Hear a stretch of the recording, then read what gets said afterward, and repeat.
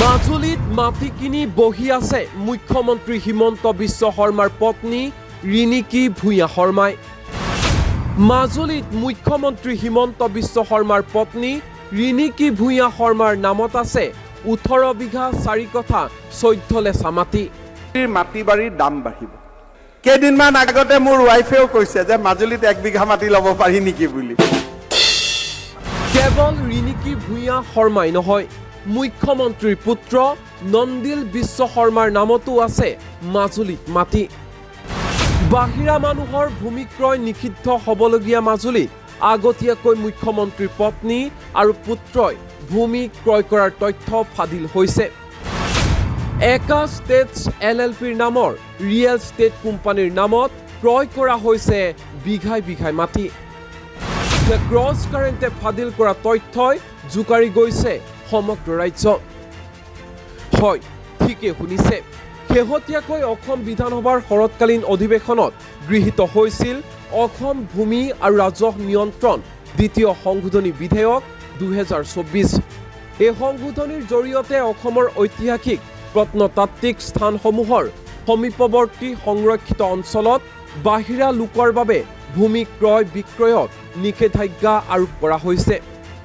তদুপৰি ইয়াৰ জৰিয়তে ঐতিহ্যমণ্ডিত স্থানৰ 5 কিলোমিটাৰ ব্যাসাৰ্ধৰ ভিতৰত ভূমি বিক্ৰী আৰু ক্ৰয় কেৱল 3 প্ৰজন্ম ধৰি অঞ্চলটোৰ বাসিন্দাসকলৰ বাবে সীমিত কৰিব।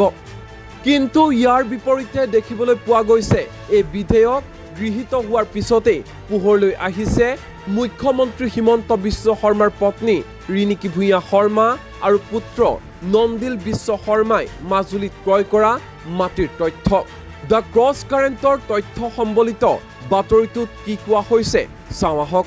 ইয়াত উল্লেখ কৰা হৈছে যে অসম চৰকাৰৰ ভূমি অভিলেখাগাৰৰ পৰা লাভ কৰা তথ্য অনুসৰি মুখ্যমন্ত্ৰীৰ পত্নী ৰিণিকী ভূঞা শৰ্মাই 2022 আৰু 2023 চনত দুটা পৰ্যায়ত মুঠ 18 বিঘা 4 কঠা 14 লেচা মাটি মাজুলীত ক্ৰয় কৰিছে। ইয়াৰে প্ৰথম পৰ্যায়ত 2022 চনৰ 18 মে'ত মাজুলী ৰাজহ চক্ৰৰ অন্তৰ্গত কমলাবাৰী মৌজাৰ ততয়া গাঁৱত ক্ৰয় কৰিছে মুঠ 17 বিঘা 3 কঠা 18 লেচা কৃষিভূমি।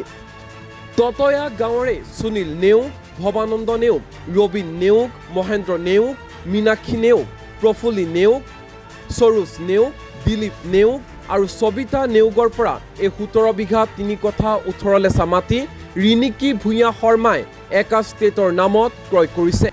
এই মাটিখিনিৰ দাগ নং 1497 আৰু পট্টা নং 1422। দ্বিতীয় পৰ্যায়ত মুখ্যমন্ত্ৰীৰ পত্নী ৰিণিকী ভূঞা শৰ্মাই একেখন গাঁৱৰে নাৰায়ণ পাচনিৰ পৰা ক্ৰয় কৰিছে 1 বিঘা 16 লেচা মাটি।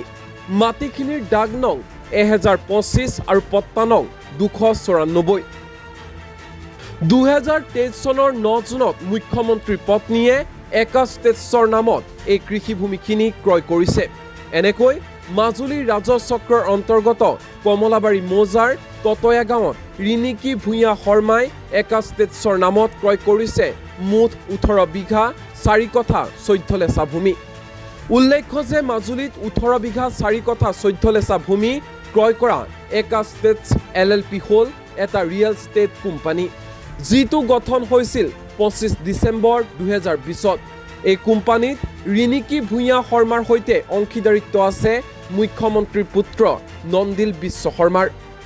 উল্লেখ্য যে অসম ভূমি আৰু ৰাজহ অধিনিয়ম দ্বিতীয় সংশোধনী বিধেয়ক 2024 সন্দৰ্ভত মুখ্যমন্ত্ৰী ডক্টৰ হিমন্ত বিশ্ব শৰ্মাই ঘোষণা কৰিছিল যে 250 বছৰ পুৰণি প্ৰত্নতাত্ত্বিক স্থানসমূহৰ 5 কিলোমিটাৰ ব্যাসাৰ্ধৰ বাহিৰা লোকৰ বাবে ভূমি ক্ৰয় বিক্ৰয় বন্ধ কৰা হৈছে। কিন্তু মাজুলীৰ ক্ষেত্ৰত সমগ্ৰ জিলাখনৰ ক্ষেত্ৰত এই নিষেধাজ্ঞা বলবৎ হ'ব। 3টা প্ৰজন্ম ধৰি মাজুলীত বাস কৰা লোকেহে এতিয়াৰে পৰা মাজুলীত মাটি কিনা বেচা কৰিব পাৰিব।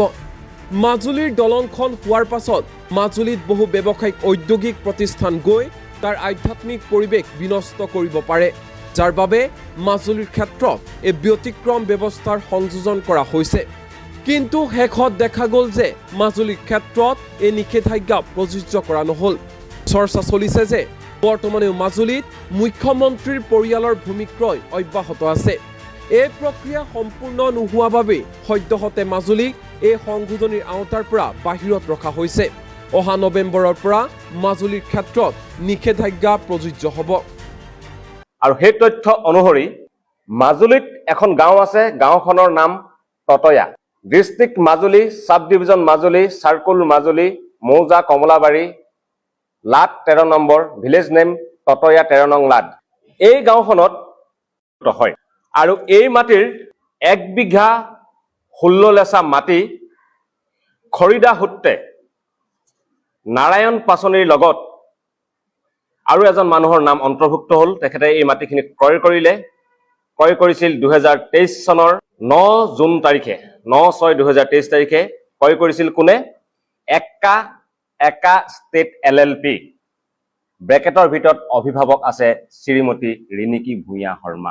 আনহাতে একেখন গাঁৱত থকা ততয়া গাঁৱত আছিল 1422 নম্বৰ পট্টাৰ 1497 দাগত 17 বিঘা 3 কঠা 18 লেচা মাটি। আৰু 2022 চনৰ 18 মে তাৰিখে এই 1422 নং পট্টাত থকা 1497 ডাঙৰ সমুদায় মাটি 17 বিঘা 3 কঠা 18 লেচা মাটি 22 চনৰ 18 মে ক্ৰয় কৰে পুনৰ একা ষ্টেটছ LLP হৈ শ্ৰীমতী ৰিণিকী ভূঞা শৰ্মা।